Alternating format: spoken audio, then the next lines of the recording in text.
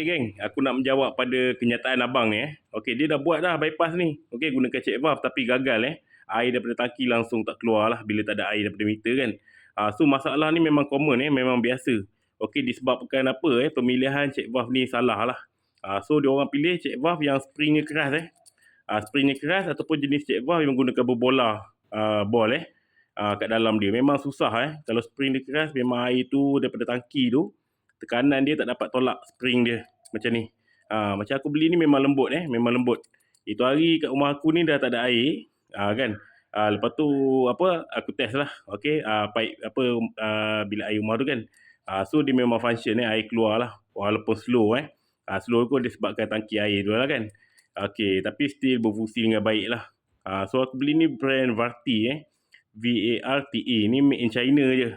Okey, brand tak kisah apa pun sebenarnya, tapi yang pastikan kau beli spring dia kena lembut. Kau boleh tolak pakai jari sikit je macam ni. So dia akan jalan.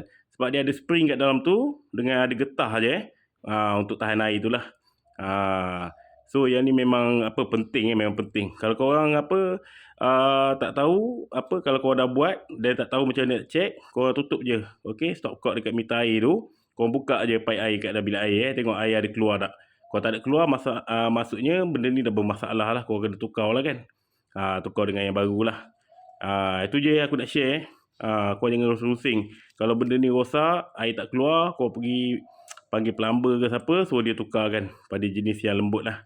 Benda ni boleh tukar jangan risau. Benda boleh tukar. Kalau dah ada piping semua lagi senang lah.